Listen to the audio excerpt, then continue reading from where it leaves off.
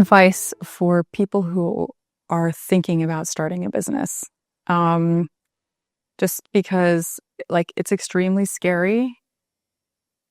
It's not as scary once you're in it. I mean, it's a giant roller coaster, and I do the roller coaster analogy, but I take it one step further. It feels like you're pushing the cart up the hill, and then the cart is dragging you down the hill, right? You're not in the car having a good ride. So you have to like that kind of challenge and ups and downs. If ups and downs are stressful for you, then this is definitely a very stressful job.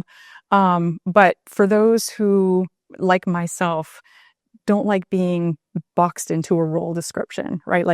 This is what you do. Don't venture off over into here, even if you have ideas, right? I don't like being tied into someone else's strategic view. I want to go and explore and test myself and see how far I can go and explore.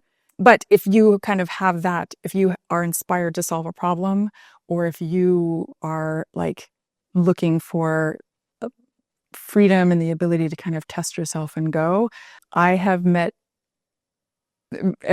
virtually every founder I've ever talked to, whether they were successful or not, were happy that they went and started and tried their business. I've never met a founder that regretted trying to start a business. I have met people who regretted not.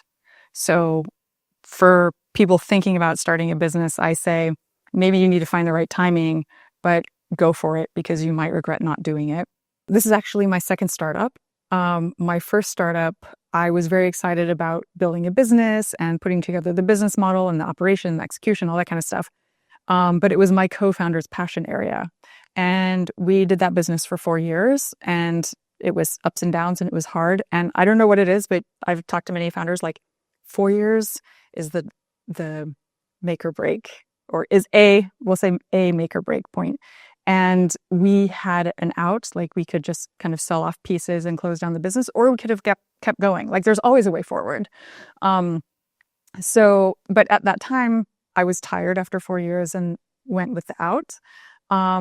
But I knew in that moment when I made that decision, I was like, if this is my passion area, I would have kept going. And so I knew I wanted to be a founder again and start a company again, but I knew that it had to be something that I was passionate about, because when that 4-year mark comes around, I need to be no, because this is going to change the world.